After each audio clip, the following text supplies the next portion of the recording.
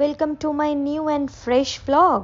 আজকে আমি চলে এসেছি অযোধ্যার নতুন একটা সুন্দর ভিডিও নিয়ে।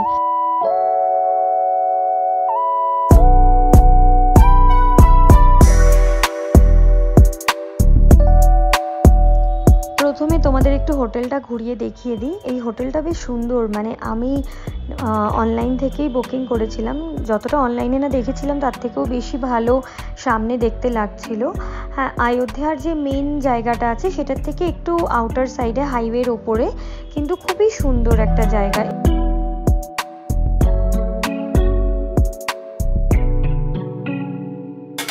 ভোরে ভোরে আমরা উঠে পড়ি, তখন এমনিতেই শীতকাল ছিল।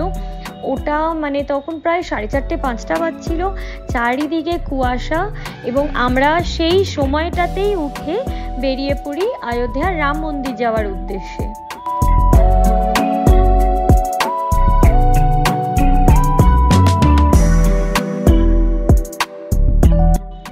হোটেল থেকে বেরিয়ে কিন্তু প্রথমেই আমরা চলে গেছিলাম সরয়ূ নদী স্নান করতে এবং দর্শন করতে।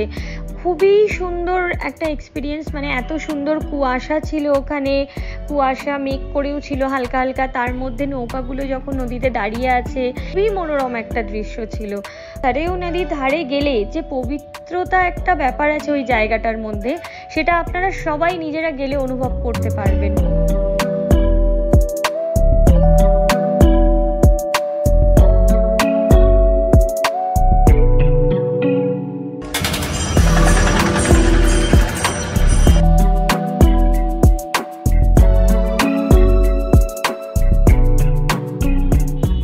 হনুমান গাড়িটা জাস্ট দেখো, আমরা তো দূর থেকেই দেখে অবাক হয়ে গেছিলাম, এতটা ভিড় আছে।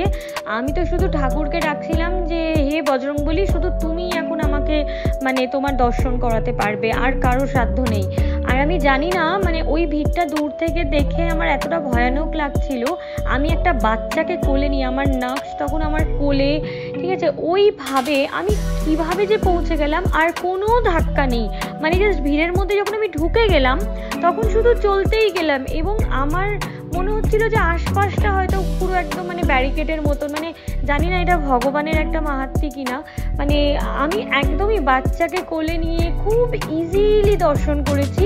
হ্যাঁ, দর্শনের যে জায়গাটা সেখানে একটু ঠেলাঠেলি হচ্ছিল, বাট একদম দর্শনের জায়গা অবধি পুলিশ ছিল। এবং আমি যেহেতু, আমার মনে একটা জেদ ছিল যে আমি এত দূর থেকে গেছি, আমাকে তো ভাই ভালো করে দর্শন করতেই হবে। অবশ্যই সবাই দূর থেকে এসছেন, তাও আমার নিজের কথা এটা যে আমি ভালো করে দর্শন না করে ওখান থেকে বেরোবো না।